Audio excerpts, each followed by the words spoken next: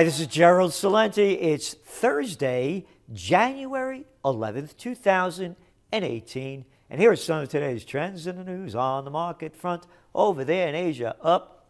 Over there in Europe, down a bit. Yep.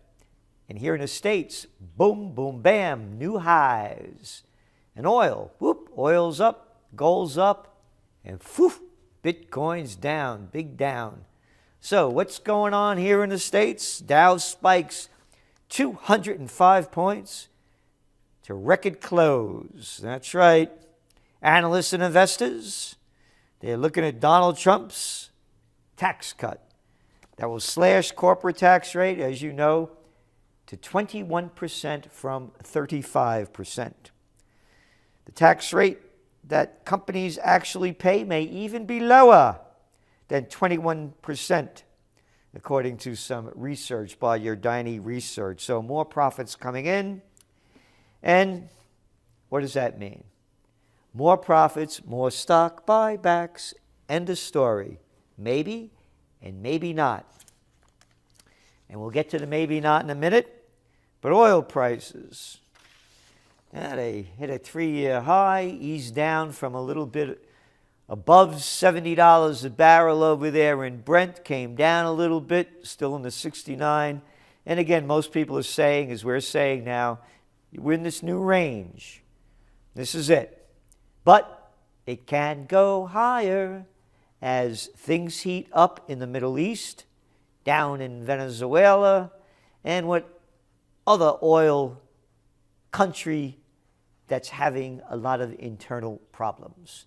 So where we are is where it's at. And again, we had a very cold winter here in the Northeast, and that's driven up demand.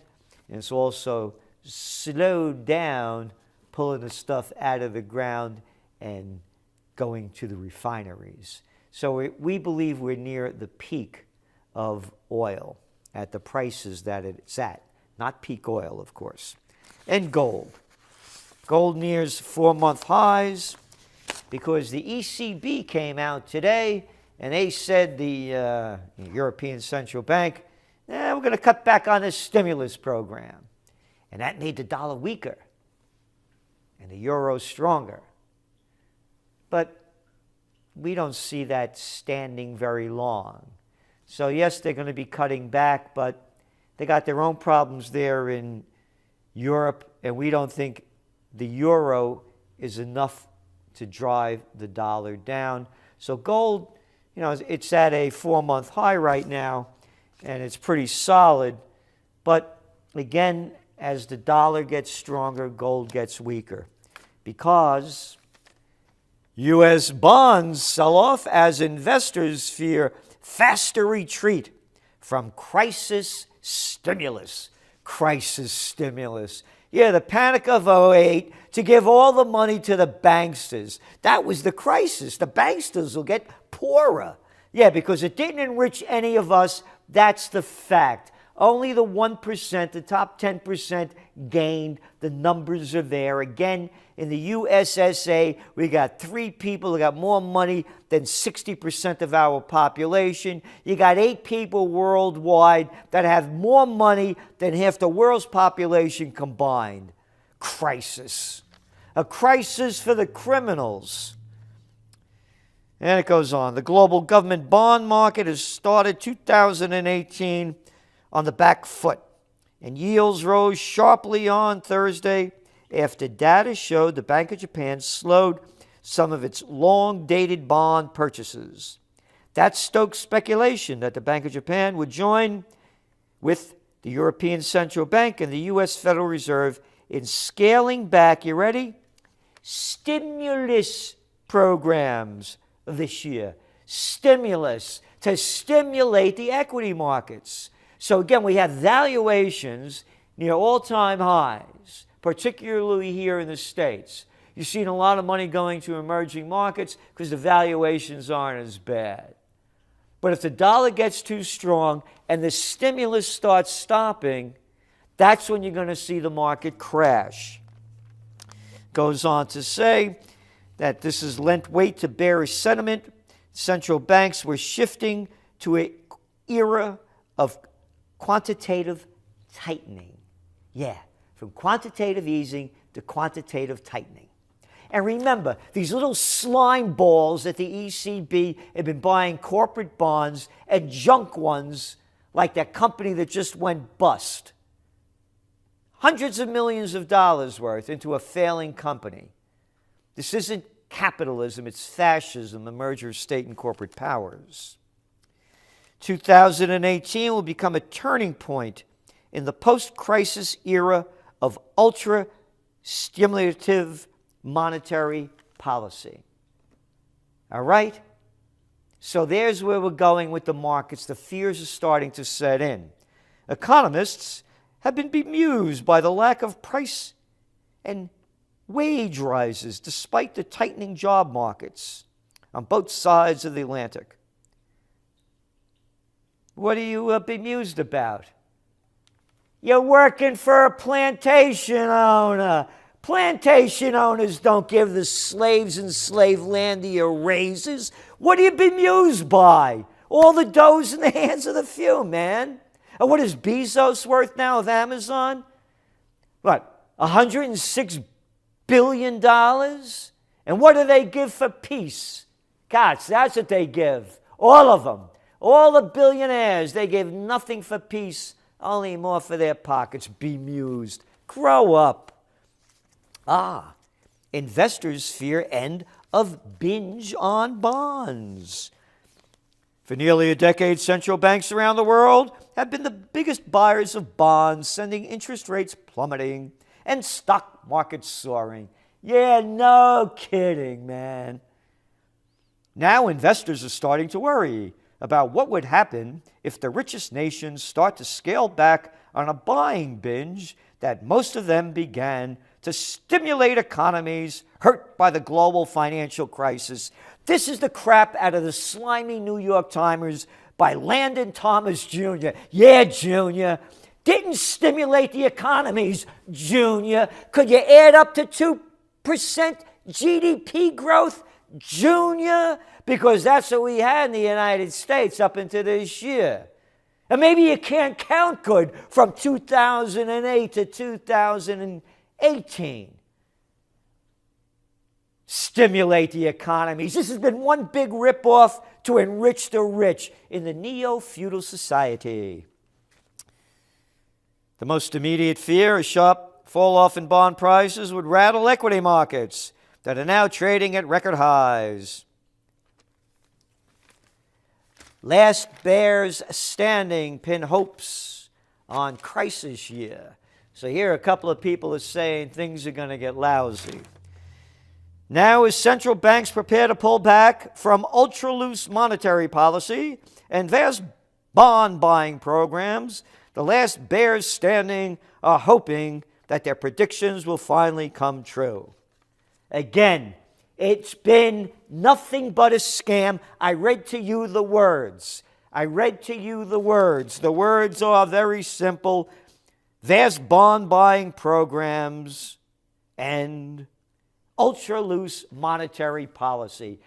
Zero negative interest rate policy where we, the little people, have no money to put in the bank because we get nothing back for it, but they get the money to do their stock buybacks. So what's going to keep this market going? The cheap dough that's going to be back into the corporations because of the dirty deal that Trump just did to make the multinationals and the biggers bigger. So they're getting all this dough, repatriate a lot of it from overseas, pay barely nothing in taxes on it, and invest it back into the markets. That's what's boosting it. However, they're going to be raising interest rates across the board. The Bank of Japan, ECB, USSA. If those interest rates go too high, this market goes down. Yen's strong advance signals growing investor expectations of policy tightening. A sharp move for the yen is a sign investors are growing confident that G10 central banks will be tightening monetary policy, seizing on supporting evidence from data and statements from policy makers to drive currencies higher. Okay?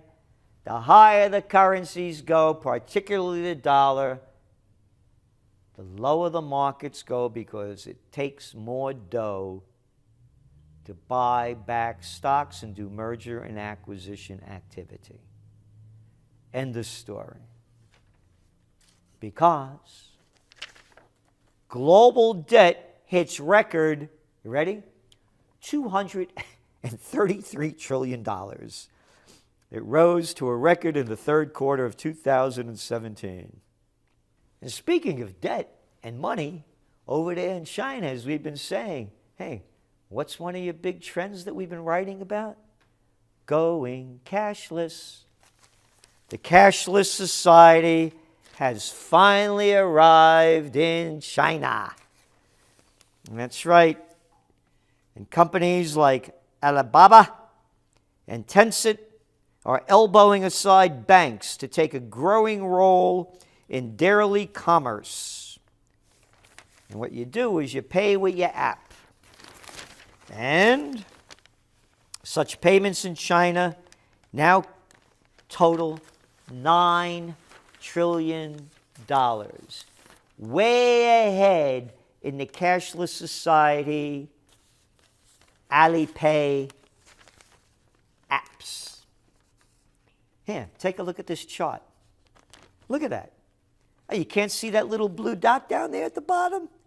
That's what the United States is doing in mobile payments. Basically, nothing. Way behind the curve. The payments haven't been required to go through the central bank's clearing system, making it harder for China's monetary authorities to follow capital flows. Yep. So, going around the banksters, just like those cryptocurrencies. But boy, they're clamping down on those. Yes, yes, yes. What do we got here? South Korea plans to ban cryptocurrency trading, rattles markets. China cracks down on Bitcoin mining in latest rejection of cryptocurrencies. China mines about 3/4 of the world's Bitcoins. And now they're closing down those mines.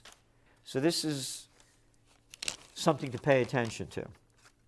And speaking of China, and one of our other top trends of 2017 was Silicon Valley Rust Belt 2.0. Now that was over a year ago because we come out with our top trends in December. And this is January. Chinese workers abandoned Silicon Valley for riches back home, an exodus triggered by abundant capital, growing innovation, and flourishing career opportunities. Bloomberg News. Hey, Bloomberg. Pip.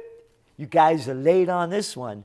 As most of the media is, the Trends Journal, the only place where you read history before it happens. And on to some international news. Over there in Spain, Catalan parties endorse ex-leader. Well, that's all right. They won't give them their freedom. They're a good democracy over there. The people's voice doesn't count. We'll see where that goes. Hey, great news. Me too. Silent on this, man. Yeah, sexual harassment is one thing. Mass murder, you don't say anything about. No. Saudi airstrike hits North Yemen market, killing 11. 11 today, 10 yesterday, 100 last week, 100, nobody cares. Doesn't make the news. As does not Tunisia unrest breaks out over austerity. Over 200 people have been arrested after clashes with police. A couple of people dead. But hey, how come Trump's not tweeting? Trump's not tweeting about Tunisia. No, Tunisia doesn't count, and neither does families fear no justice for victims as 31 die in Honduras post-election violence. The people are still unhappy over there about the rigged election, but remember, Honduras is our friend. They voted along with Trump with the UN to say Jerusalem is the capital of Israel. Sellouts They don't care when murder is from your friends in Murder Incorporated. No, no, no.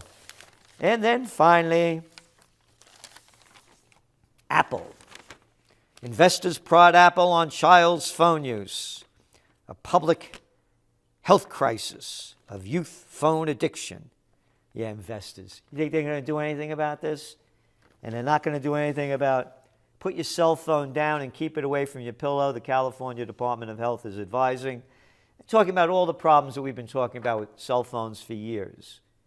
And you know one of your big trends, clean phones. It's coming soon. More about it in your next Trends Journal. This is Gerald Salenti, and that's some of our trends in the news.